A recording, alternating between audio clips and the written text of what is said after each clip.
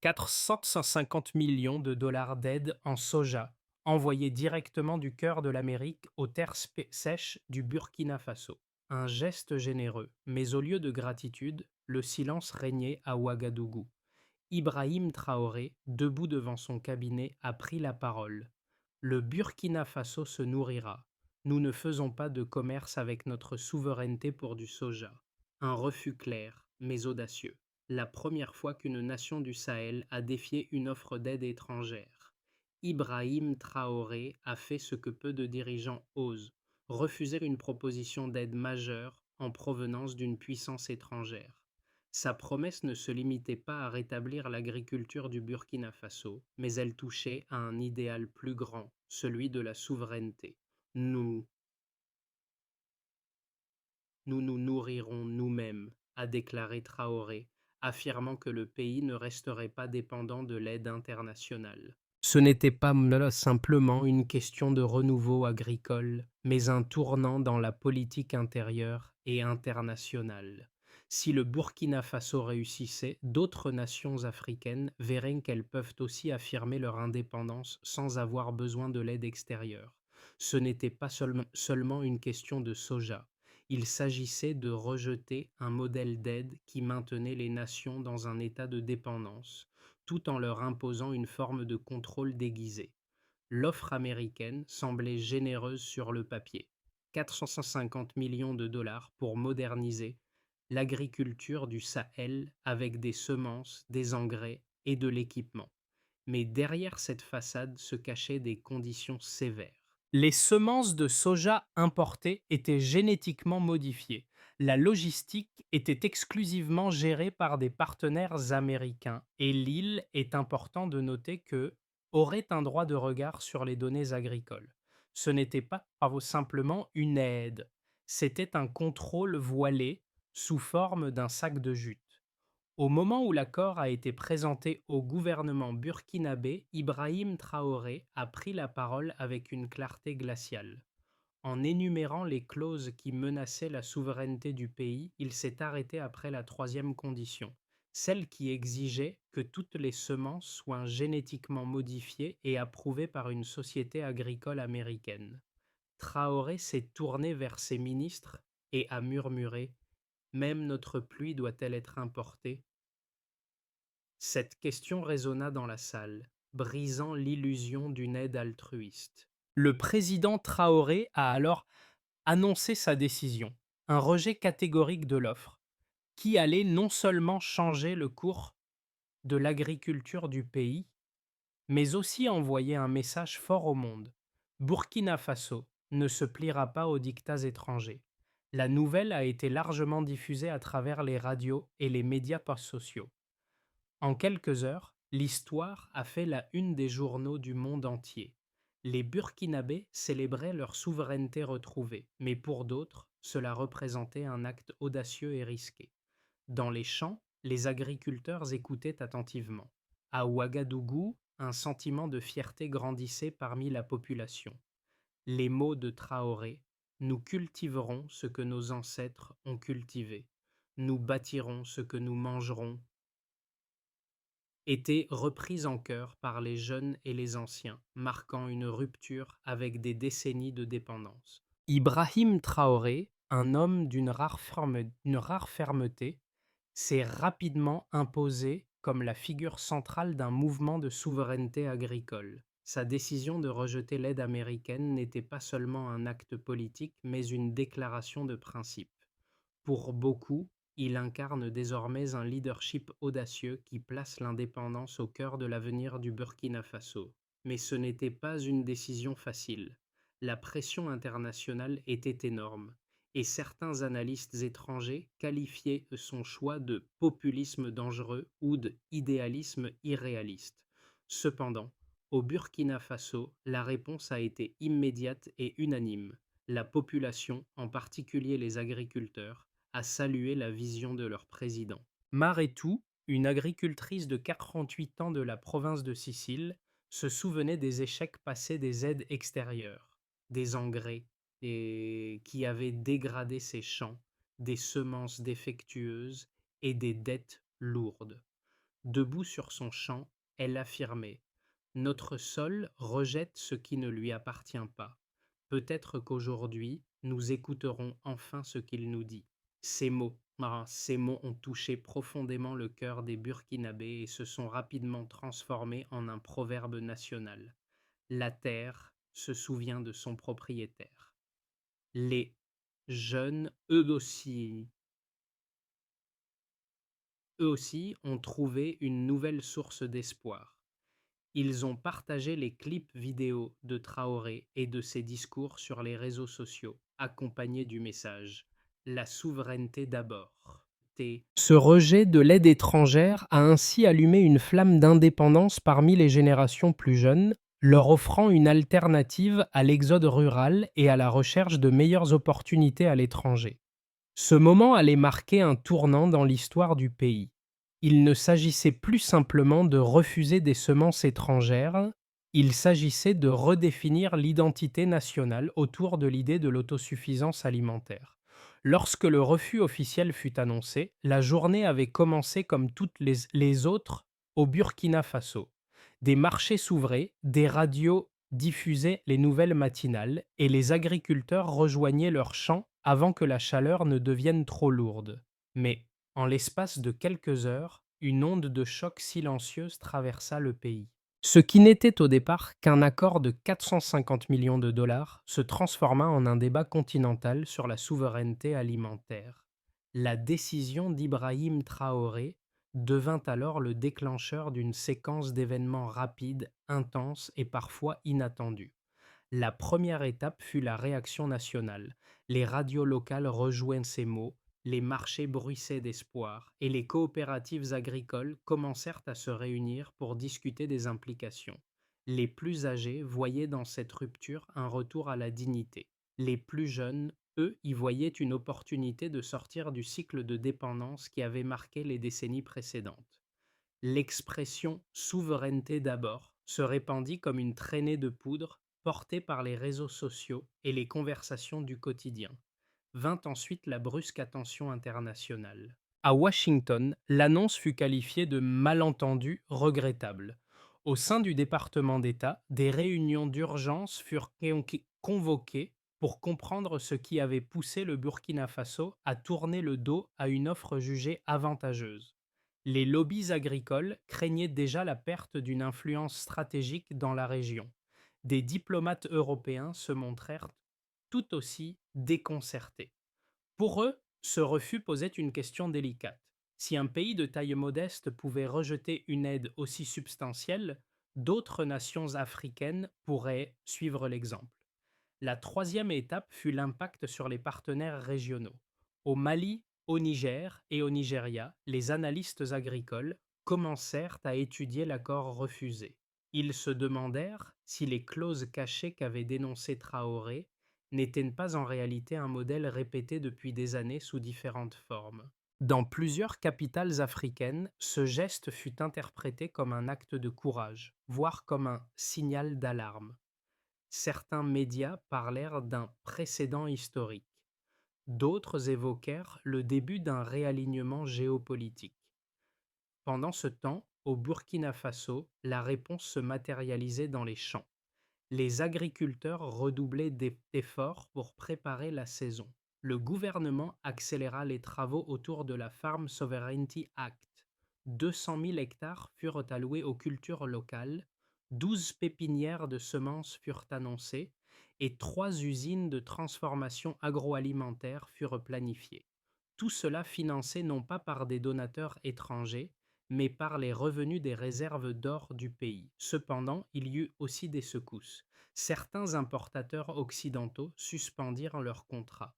Quelques programmes de développement ralentirent. Les critiques affirmèrent que cette rupture risquait de provoquer une crise alimentaire. Mais au sein du pays, un message dominait. Nous avons déjà connu la pauvreté. Nous refusons désormais la dépendance. À ce stade, la décision n'était plus un simple refus administratif. C'était une déclaration de trajectoire, un changement de cap qui allait redéfinir la place du Burkina Faso dans la région. Et ce n'était que le début. Les chiffres ont rapidement confirmé que la décision d'Ibrahim Traoré était loin d'être symbolique. Dès le rejet de l'offre américaine, plusieurs experts ont procédé à une analyse des conséquences économiques possibles. Une des premières données à émerger concernait la production locale de soja. La première récolte de soja cultivée avec des semences locales dépassa les prévisions. Au lieu des 20 000 tonnes attendues, les producteurs Oka ont récolté près de 27 000 tonnes. Ce chiffre ne s'est pas seulement révélé être un succès agricole, mais aussi une affirmation de la capacité du pays à subvenir à ses besoins alimentaires sans dépendre des importations extérieures. Cela a été un tournant dans la gestion de la souveraineté alimentaire du Burkina Faso. Non seulement le pays ne dépendait plus du soja importé, mais les coûts de production étaient également plus faibles que les prévisions de l'aide américaine. Le coût d'une tonne de soja produit localement était inférieur de 30% par rapport à celui d'importation, une réduction significative qui a renforcé les agriculteurs locaux et permis aux coopératives de renforcer leur autonomie. Le gouvernement a également investi 200 millions de dollars issus des réserves d'or nationales pour financer des initiatives agricoles dont l'installation de pépinières et d'usines de transformation. Cette initiative a permis de créer plus de 10 000 emplois directs dans les zones rurales. La formation agricole pour les jeunes a aussi été un point clé, avec plus de 40 000 nouveaux agriculteurs inscrits dans des coopératives locales et un taux de réussite de 85% dans les programmes de formation agricole. Cependant, les critiques étaient toujours présentes. Certains analystes, notamment en Occident, ont souligné les risques d'une augmentation de l'inflation à court terme. Les prix des produits alimentaires importés ont effectivement augmenté de 15% et des pénuries alimentaires ont été observées dans les zones urbaines où la demande pour les produits locaux était encore insuffisante pour combler l'écart. Pourtant, la majorité de la population en milieu rural a continué de soutenir le projet, croyant que la vision de Traoré offrirait des avantages à long terme. Le succès initial a conduit à la mise en place de la loi sur la souveraineté agricole, qui a permis de récupérer plus de 200 000 hectares de terre pour la production nationale. Ce programme a fait l'objet d'un suivi rigoureux avec des indicateurs de performance clairement définis. En moins de 6 mois, les récoltes étaient en augmentation et les prix sur le marché intérieur commençaient à baisser, prouvant que l'autosuffisance alimentaire n'était pas une utopie. Au niveau régional, les effets étaient tout aussi visibles. Le Mali et le Niger, influencés par l'exemple du Burkina Faso, ont commencé à repenser leurs propres politiques agricoles. Le programme de semences régionales a été lancé pour augmenter la production locale et diminuer la dépendance aux semences importées. La Banque africaine de développement, BADELE, a également décidé d'intégrer la souveraineté alimentaire dans ses projets pour 2026. Ces résultats ne sont que les premiers signes d'une transformation profonde. Le modèle burkinabé pourrait être l'exemple à suivre pour d'autres nations du Sahel et d'Afrique subsaharienne, et la dynamique de souveraineté alimentaire s'est répandue bien au-delà des frontières du Burkina Faso. Le choix de Traoré a rapidement attiré des critiques et des soutiens venant de deux directions opposées. D'un côté, certains analystes ont qualifié sa décision de naïve et de populiste, mettant en doute la capacité du Burkina Faso à faire face aux défis économiques à court terme. Selon ces critiques, le refus de l'aide américaine risquait de précipiter une crise alimentaire dans un pays déjà fragile, où les conditions climatiques et les ressources naturelles sont limitées. L'incertitude économique qui en a découlé a provoqué des craintes d'une pénurie de produits alimentaires et une inflation accrue des prix, en particulier dans les villes où les habitants dépendent en grande partie des importations.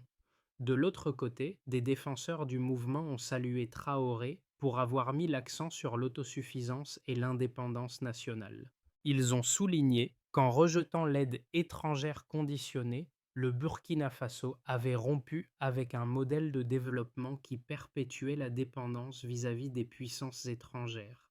Cette indépendance retrouvée a été vue comme un symbole de fierté nationale, une forme de résistance à une domination économique et politique déguisée sous l'apparence d'une aide humanitaire. Les résultats rapides, comme l'augmentation de la production de soja et la création d'emplois locaux, ont renforcé les arguments de ceux qui soutiennent que l'autosuffisance est non seulement possible, mais bénéfique à long terme pour les pays du Sahel.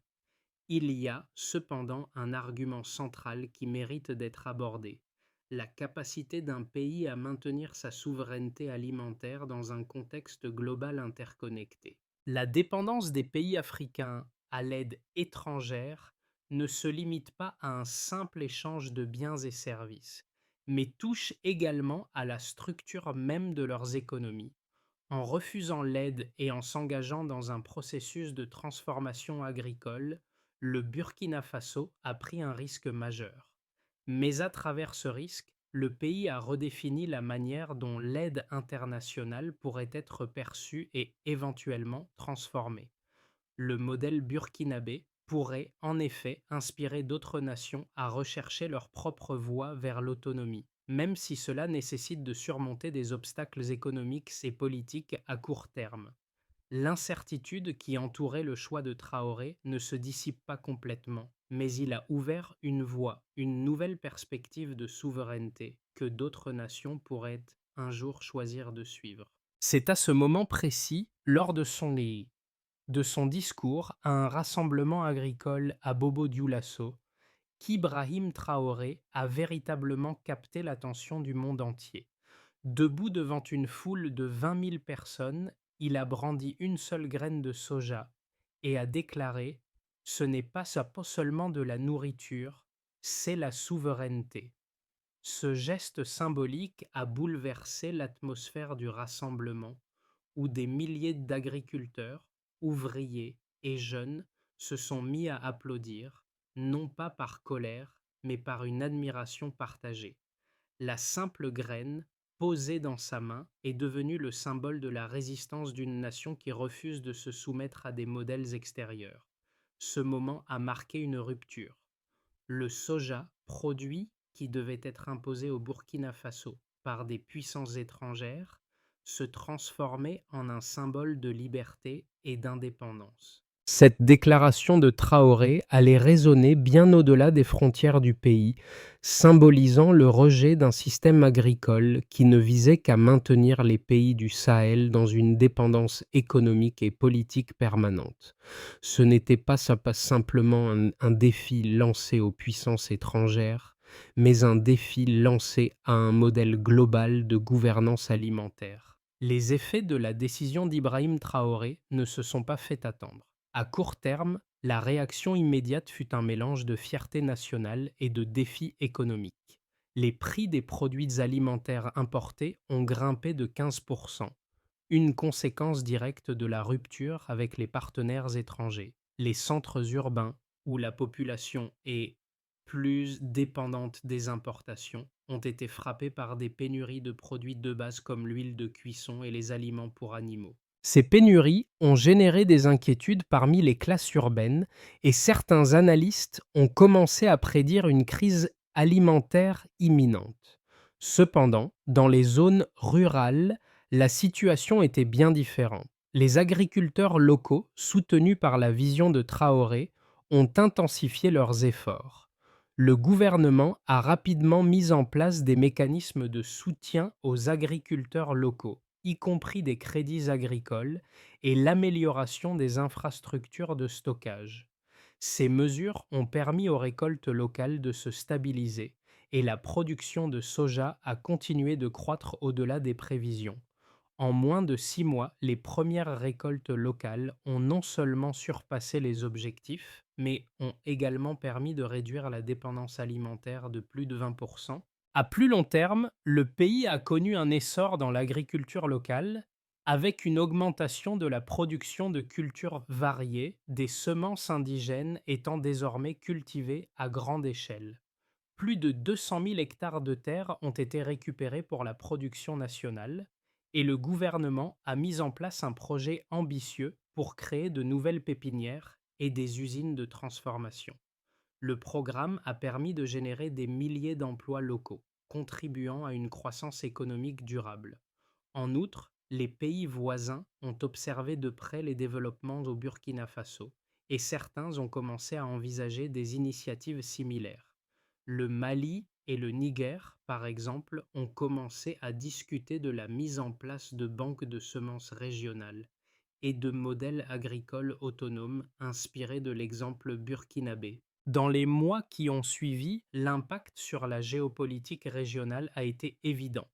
Les autres nations africaines, jusque-là réticentes à remettre en question les accords d'aide, ont vu dans le modèle de Traoré une alternative. La Banque africaine de développement a ajouté la souveraineté agricole à son programme pour 2026 et plusieurs discussions ont eu lieu au sein de l'Union africaine pour explorer la possibilité d'un modèle de développement régional plus autonome. Ce mouvement a également attiré l'attention de puissances économiques émergentes comme la Chine et l'Inde, qui ont rapidement envoyé des propositions de coopération sans les conditions contraignantes des offres américaines. Cependant, tout n'a pas été facile. Le modèle burkinabé a fait face à des critiques persistantes, notamment de la part des institutions financières internationales et de certains gouvernements occidentaux qui ont vu leur influence érodée. La position ferme de Traoré, loin de se limiter à une simple déclaration de souveraineté, est devenue un élément clé de la diplomatie de développement de l'Afrique. En refusant de se soumettre à des accords qui perpétuaient la dépendance, le Burkina Faso a redéfini les relations de pouvoir dans la région. Ainsi, le pays ne s'est pas seulement défendu contre l'impérialisme économique, mais a également jeté les bases d'un nouveau modèle agricole qui pourrait inspirer une transformation plus large à l'échelle du continent. En regardant vers l'avenir, plusieurs scénarios se dessinent pour le Burkina Faso. Chacun d'eux repose sur la manière dont le pays pourra maintenir son indépendance tout en affrontant les défis de l'agriculture autonome. Ces scénarios peuvent se diviser en trois grands axes: le scénario de base, l'optimiste et le pessimiste. Scénario de base, le modèle de souveraineté agricole continue de croître. Le Burkina Faso parvient à surmonter les défis immédiats, comme l'augmentation des prix et les pénuries alimentaires dans les villes, grâce à une planification agricole efficace. La production locale de soja et d'autres cultures continue de dépasser les prévisions, ce qui permet au pays de réduire progressivement sa dépendance aux importations. Avec le soutien continu des jeunes agriculteurs et de la population rurale, l'infrastructure de stockage et les usines de transformation se développent, créant ainsi un cercle vertueux de croissance économique. Le pays devient un modèle pour d'autres nations du Sahel, attirant des investissements d'autres pays africains et des partenariats stratégiques avec des puissances émergentes comme la Chine ou l'Inde. Scénario optimiste. Le Burkina Faso se positionne en leader régional sur la souveraineté alimentaire. En plus de maintenir son indépendance, le pays commence à exporter des produits agricoles à bas coût vers d'autres nations africaines, particulièrement celles du Sahel. Le succès de la loi sur la souveraineté agricole inspire les pays voisins à adopter des politiques similaires, ce qui renforce la coopération intra-africaine. Le pays met en place des systèmes de semences régionales, permettant d'échanger des variétés adaptées aux climats locaux. Le modèle burkinabé devient un exemple à suivre pour les autres nations africaines cherchant à réduire leur dépendance à l'aide étrangère. Les relations avec les puissances occidentales se détériorent, mais de nouveaux alliés économiques émergent dans le monde entier. Scénario pessimiste. Malgré les efforts, le Burkina Faso lutte pour maintenir son modèle de souveraineté alimentaire. La hausse des prix des produits importés persiste et des pénuries alimentaires surviennent régulièrement, en particulier dans les grandes villes. Bien que la production agricole locale ait augmenté, elle reste insuffisante pour subvenir entièrement aux besoins du pays, en particulier face à la pression démographique croissante. Les investissements étrangers sont limités en raison de l'isolement diplomatique croissant. La pression extérieure, notamment de la part des institutions financières internationales, conduit à un compromis. Le Burkina Faso accepte de revenir partiellement aux accords d'aide, bien que sous des conditions moins strictes que celles de l'offre initiale. Le modèle de souveraineté alimentaire, bien qu'encourageant, n'a pas suffi à sauver l'économie du pays. Recommandation. Quel que soit le scénario qui se réalise, le Burkina Faso doit continuer à investir dans ses infrastructures agricoles et à soutenir la formation des jeunes agriculteurs. Le succès à long terme dépendra de la capacité du pays à renforcer ses systèmes de stockage et de distribution, tout en maintenant une politique de souveraineté alimentaire qui lui permette de gérer ses propres ressources de manière durable. Le monde entier observe et le Burkina Faso pourrait bien devenir un modèle de résilience pour les nations du Sud. Les répercussions de la décision d'Ibrahim Traoré résonnent bien au-delà des frontières du Burkina Faso. Ce n'est pas simplement un changement agricole, c'est un appel à la dignité humaine et à la souveraineté des nations. Cette décision n'a pas seulement touché le peuple burkinabé, mais elle a aussi trouvé un écho parmi les jeunes, les intellectuels et les militants de la liberté à travers le monde. Dans les rues de Ouagadougou, les slogans de «Souveraineté d'abord» se sont répandus comme un symbole de résistance contre la domination étrangère. Mais ce message, simple et puissant, va plus loin. Il s'adresse à tous ceux qui croient qu'un pays peut retrouver sa dignité, même s'il doit commencer par renoncer à l'aide extérieure. Pour les jeunes Africains qui, pendant trop longtemps, ont vu leur continent subir les dictats de l'aide humanitaire, l'exemple du Burkina Faso est une bouffée d'air frais. C'est un modèle d'autonomie, un espoir tangible que la dépendance à l'Occident n'est pas une fatalité. À travers l'initiative de Traoré, l'Afrique se réapproprie ses ressources, son avenir et son rôle dans le monde. En quittant le cercle vicieux de l'aide internationale, le Burkina Faso a montré à d'autres pays qu'il est possible de briser les chaînes de la dépendance. Ce qui se joue ici, ce n'est pas seulement un modèle agricole, mais un changement de mentalité à l'échelle d'un continent. Le message est clair, la souveraineté n'a pas de prix et elle commence là où la terre se nourrit, pas là où les aides sont conditionnées.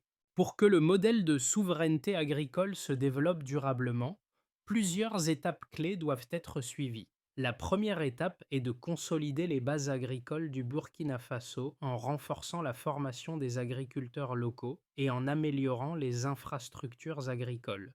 Le pays doit continuer à investir dans la recherche pour développer des semences adaptées aux conditions climatiques du Sahel et mettre en place des programmes de formation pour les jeunes afin de renforcer l'agriculture familiale. Il est essentiel que les générations futures soient formées pour assurer la pérennité du modèle de souveraineté.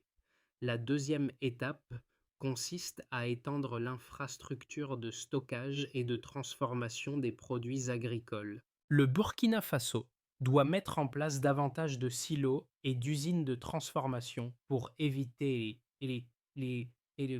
pour éviter le gaspillage des récoltes et maximiser la valeur ajoutée locale.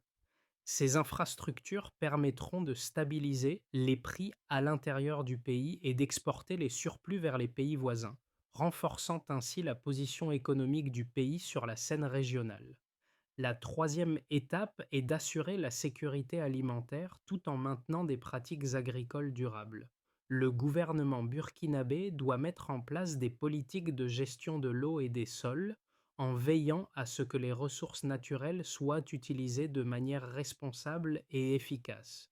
Enfin, l'intégration du Burkina Faso dans les réseaux commerciaux régionaux doit être accélérée. En établissant des partenariats agricoles avec d'autres pays africains, le pays pourra exporter ses produits agricoles et renforcer la coopération intra-africaine. L'objectif à long terme est de réduire la dépendance aux importations et d'établir un modèle économique plus résilient, fondé sur l'autosuffisance. Ibrahim Traoré a montré au monde que la liberté ne se nourrit pas seulement de ressources externes, mais de la dignité retrouvée d'un peuple. En refusant l'offre d'aide américaine, il n'a pas simplement rejeté des semences, mais il a redonné à son peuple le droit de choisir son avenir. Ce geste, bien plus qu'un acte politique, est devenu un symbole de la souveraineté retrouvée, non seulement pour le Burkina Faso, mais aussi pour l'Afrique tout entière. La terre, cette ressource fondamentale, a été au cœur de cette révolution silencieuse. Le sol, porteur de l'histoire et de la mémoire de générations, se souvient de son propriétaire. Le Burkina Faso ne s'est pas contenté de vivre dans l'ombre des promesses extérieures. Il a choisi de planter ses propres graines, de nourrir sa propre terre et d'en récolter les fruits. Aujourd'hui, le pays n'est pas seulement un exemple de résistance, mais il incarne la possibilité d'un avenir où l'Afrique, libre et fière, détermine son propre destin. Dans chaque champ, chaque plantation, chaque récolte, c'est un message qui se diffuse. L'indépendance commence par la terre, et ce combat pour la souveraineté est désormais inscrit dans les racines mêmes de la nation. Le monde est en train de changer, et il est peut-être temps que nous, en tant qu'individus, commencions à réfléchir à ce que cela signifie pour nous tous. Si le Burkina Faso peut dire non à l'aide extérieure pour préserver sa souveraineté, qu'est-ce qui nous empêche de faire de même dans nos vies, nos communautés, nos pays? Peut-être qu'il est temps de reconsidérer notre relation avec les ressources locales, de redéfinir notre propre indépendance. Si vous croyez que la souveraineté alimentaire est une voie vers la liberté, partagez cette histoire. Si vous soutenez une Afrique libre de choisir son propre destin, restez avec nous. La révolution de la terre est plus qu'une histoire de soja ou de semences. C'est une révolution des idées. Et cela commence ici, avec vous, avec nous. Si vous êtes inspiré par le courage du Burkina Faso, abonnez-vous pour suivre l'évolution de ce mouvement et partager les idées qui façonnent un avenir autonome pour les nations. Parce qu'il ne s'agit pas simplement de nourrir un peuple, mais de redonner à chaque nation le pouvoir de nourrir son propre futur.